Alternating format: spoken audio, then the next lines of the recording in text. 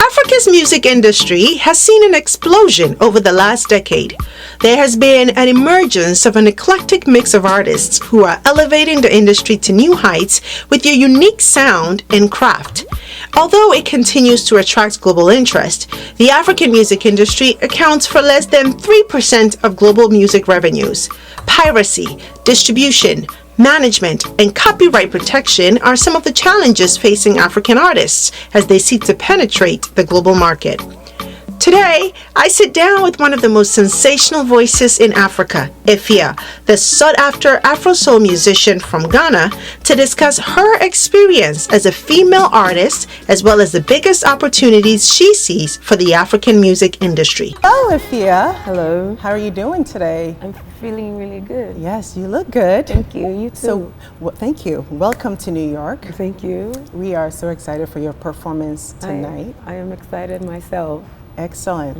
So, Efya, I want to get to know you a little bit more. So, I want you to, can you tell me something about yourself that your fans don't know about you?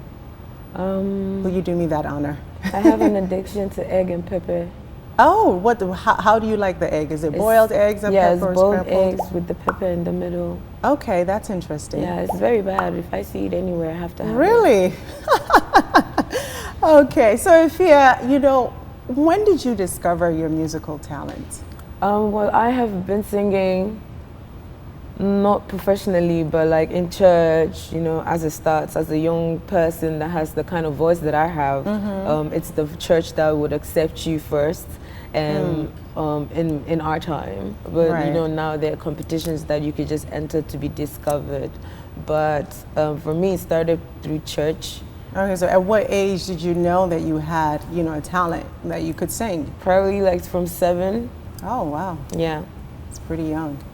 Yeah, I was very young when it all started. So just from there, and then Stars of the Future was a competition that I entered unintentionally. How did you get into that competition? Did someone tell you that, hey, you need to be a part of it, or did you audition yourself? I was working at my mom's office. Okay. I was editing, and then I went for lunch, and then I found out that they was doing a singing competition on the premises. So I really just went to, kind of see what's going on there. But I met some of the people there that knew me already because of the industry. Right, right. The movie industry, because my mom belonged to that. Yes, yeah. And I know your mom very well. Greetings from abroad. Yes. I remember as children growing up, we all used to watch that. Yeah. So you come from a home, your mom was on TV. Did that have any impact on you growing up, that you knew that you wanted to also be in the entertainment industry? Yeah, I wanted to be a film director. Oh, really? That was it. I wanted to be a film director. I was going to finish school and go to NAFTI. But then the thing is, I already started NAFTI when I was like younger. So I was editing by 17, I was editing. Wow. So it was a build up of a lot of things from here and there. And then I entered the competition. Then they chose me. So first 100, first 50, first 25, first 10, first 5, top 3. Amazing. Yeah. So a lot of people don't know that you were actually in a girl group in Ghana. Talk about that, and what did you learn from that experience? Oh, it was a very bonding moment. I hadn't really had like a big sister, so Irene was like my big sister. And I learned so much from her because she has such an amazing voice, and she had been training over time, which is something that I hadn't really like gotten the chance to do, because my voice was like always on point. So you wouldn't feel like you need training, but then through her I learned a lot of stuff. Then she helped me train my voice, and we learned a lot from each other, and we had some amazing experiences too. Oh, great. So you're a young star, growing up in Ghana, and you realize that, I have talent and I want to share this talent with the world. What are some of the challenges that you went through, kind of exposing yourself, getting yourself out there? And I'm sure for a lot of young people who are in the industry as well, they can relate to that. But can you share some of those challenges and struggles? I was really lucky because of Stars of the Future. I was really lucky because of Stars of the Future. I had already become popular through the competition before I started putting out music. So everybody was excited to hear what it is that I will put out. So I was grateful that my first single was a hit. Second single was a hit. Wow. Then we just kept going like that. So it was very interesting, you know. And when it gets to that point, you can only go higher. I realized at that point that I just need to better my craft and create a niche for myself and like be in my own lane, because my music is very different, you know. So here we are. So talking about creating a niche for yourself, and I'm sure that has a lot to do with branding as well. Talk a little bit about that. So what was the niche that you decided to focus on? And the basis of my sound is soul. Even if I'm doing high life, you feel the soul in my voice. So I like to put a little bit of soul into everything that I do, even if it's Afrobeat or like jazz and like, you know, Afro techno, all of that stuff. So still, you know, a soulful sound radiating through all kind of genres, yeah, if I could say so. So what is your inspiration when you're sitting down? First of all, take me through your process when you're coming up with your next single, your next hit. What is that process like for you? Creating is fun for me. I decide what I want to write. There's a topic. Then how do you want to relate to the topic? Depends if we're using extra writers or it's just us. For the most part, you write all your songs? And then you take it to somebody who's better at it, and then they check it for you. Yeah. I like to learn from people who know better. I'm always excited about learning new things. So if I get criticized over something, I get excited to do the better part of it. You feel me? So when I get checked and everything, then we go to the music. Most of the time, the music is in my head. I already feel like I know what the drums should sound like. Then I go tell the engineer what to do, and then put the guitars here, put this there. And I know the instruments because I've played around with the instruments inside the machines. Do you play any instruments yourself? I play keyboard and I'm learning saxophone. Oh, nice. Nice.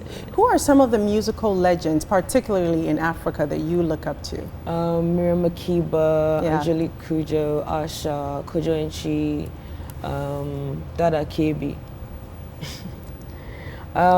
There's a lot of them. Pat Thomas, you know. There's a lot of them. But, what would you say has been your biggest collaboration so far, or a collaboration that really impacted your career? It will be between Daddy-O with Wizkid and Skin Tight with Mr. Easy. Oh yeah, Skin Tight was a really good one. So I think those were pretty huge. So, as you know, Afrobeat as a genre has picked up momentum quite quickly and is really crossing over as a world music genre. So I'm curious to hear your thoughts on this, what this means for Africa, what this means for you as an artist on the continent, and what this means for the music industry in general. I think these are very exciting times. I think this is a time where we take up a mantle and we fight like we've never fought before. What do you mean by that? Like, fight with the music. Let them know, let them see, let them see us as us. Let them feel what it is that we feel when it comes to our music. And once it's in their hearts, it's never gonna leave, because African music is like magic. Yeah, yeah. Do you feel like Africa, our music industry is prepared to handle all the opportunities that Afrobeat and this exposure that it's receiving can bring to us? I believe that establishments are being made where Africans are secure now with their music, especially when it comes to distribution.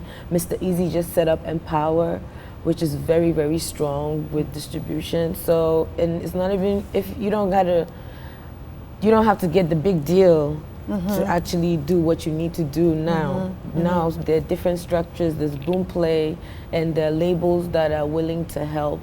So you just need to find the right people that you want to work with. Yeah. And if they believe in you, as you believe in yourself, Yeah. I'm sure it will come together. So I'm glad you mentioned Mr. Easy's distribution company, and I guess my question to you is, how do we develop more homegrown companies so that as Africans we can really benefit from this exposure, right? I think from the beginning now, as Mr. Easy has started, if it will definitely go well, and that will encourage investors to do more when it comes to that side. Because if they see that the structure that he has put up is working and is functional and is helping artists and is developing artists, there is no reason not to invest in it more, to make it bigger Absolutely. in different places, so that we can connect to all the African musicians in the world, everywhere. Yeah. You know, I did a show in China for the New Year's at the Sanya Fest, and they had the first Afro beat stage.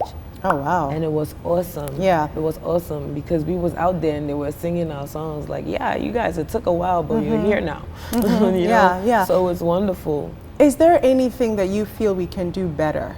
Our musicians, our producers, our managers on the continent, what can we do better to really leverage this, Afrobeats and this entire industry? I think one big problem that we have is communication. In what sense? Sometimes information doesn't get to people when it needs to get to them. Things that are not done at the time frame in which they are expected to be done. So I think if we communicate more with each other on what it is that is happening, we will be able to give out the right information to whoever is supposed to have it, to be able to do what they need to do at the right time, so that it builds the blocks together the right way. Yes, and that ties it into professionalism as well, right? Yes, definitely. You gotta have the right people so that you can do it right. What are you currently working on? I'm working on an album.